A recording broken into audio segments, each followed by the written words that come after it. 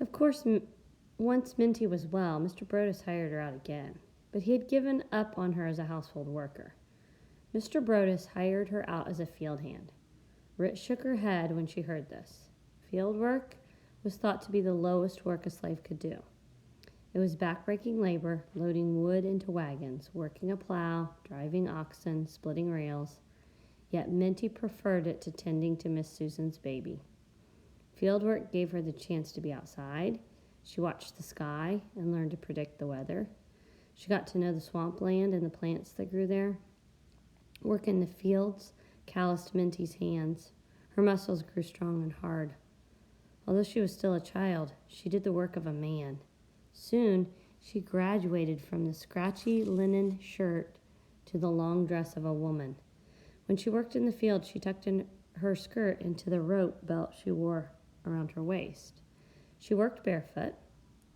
When she was 11 or 12, Minty began wearing brightly colored bandana around her head.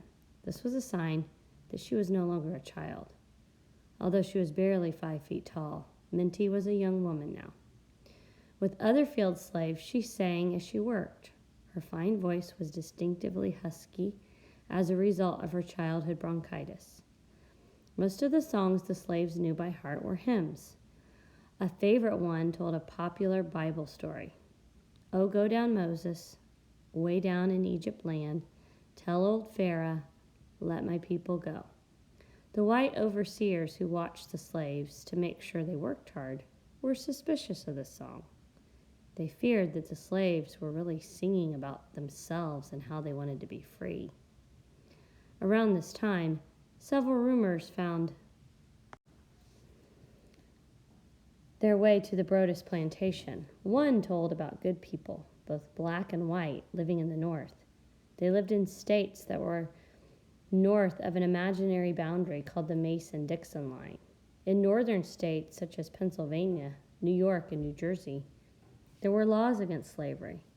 Many people there hated the idea of slaves. They wanted to help slaves escape. Minty heard that these people had a special train. A slave could board it in the south and travel through a long tunnel to the north. When the slaves got off the train, they were free. In fact, there was no such train. Yet in the early 1830s, there was an organization of people who helped slaves escape. Some of them were free blacks. Some were former slaves who were now free. Some were Quakers and Methodists, whose religion told them that slavery was evil. Slave owners hated these people.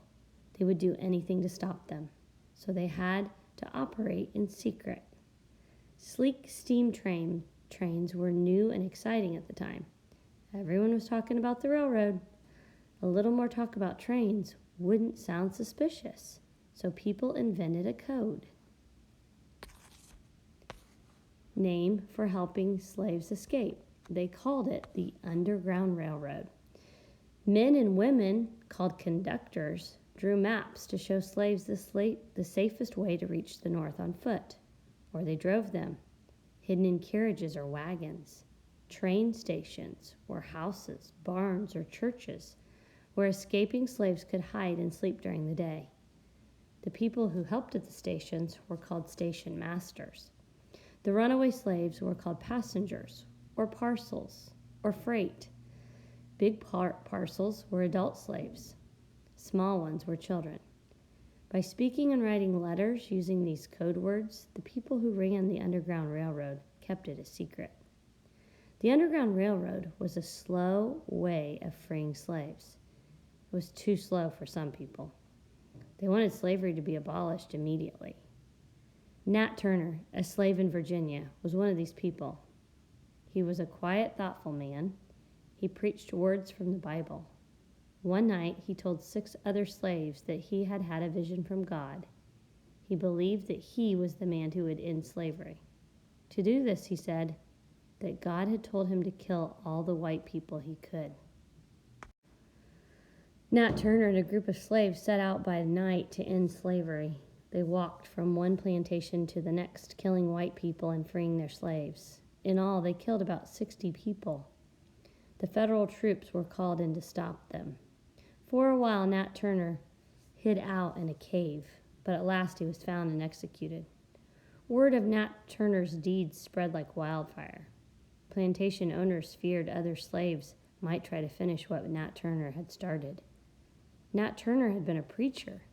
He had spoken of the children of Israel escaping slavery in the land of Egypt. This was dangerous. So slave owners passed a law forbidding slaves to go to church. They passed other laws saying that slaves could not get together to talk at all. It became a crime for anyone to teach a slave to read or write, and there was to be no more singing. Oh, go down, Moses, way down in Egypt land. Yet the slaves found other ways to gather and whisper together. Minty listened to their talk. It was frightening, but it was exciting too. From that time on, she began to dream of freedom. One day in the fall, that Minty was 13, she was husking corn with slaves from other plantations. She noticed a large black man who belonged to a farmer named Barrett. He wasn't singing with the other slaves. Minty seemed to have a sixth sense that told her when trouble was brewing. She kept an eye on the silent slave. Suddenly, Barrett's slave began to run. The overseer didn't see him until he was across the field. Then the overseer spurred his horse and took off, galloping after the slave. Minty dropped the corn she was shucking. She ran after the overseer.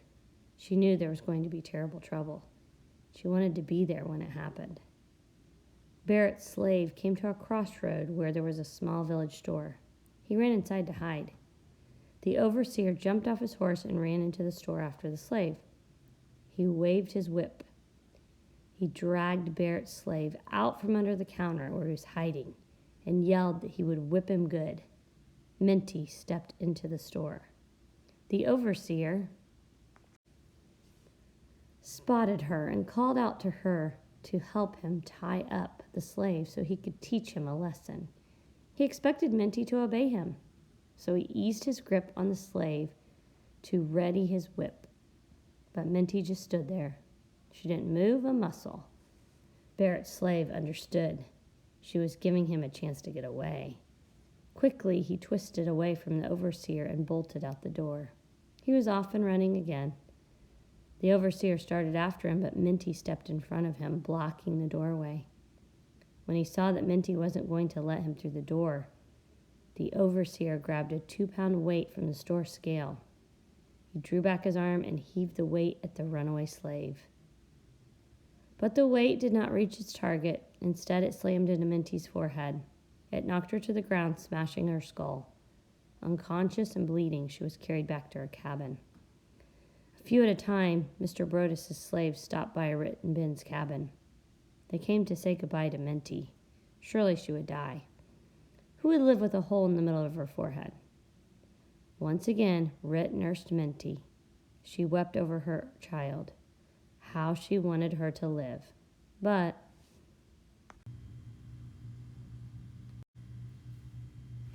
if she did, surely she would be sold south. Mr. Brodus would never keep a slave who had refused to help his overseer. For months, Minty lay on a bed of rags in a deep, unnatural sleep, but somehow Rit managed to give her medicine and feed her. After Christmas, Mr. Brodus began bringing white men to see Minty. He was trying to sell her. He wasn't asking a high price, but the men laughed at Brodus. They wouldn't pay a penny for a half-dead slave. By March, it was plain that Minty was going to live. There was a large scar on her forehead. She suffered pounding headaches. She also had sudden sleeping spells. One moment she would be awake and talking, and then right in the middle of the sentence, she would fall into a deep sleep. She never knew when these spells would come, but she wasn't going to die. Minty recuperated. She thought about things.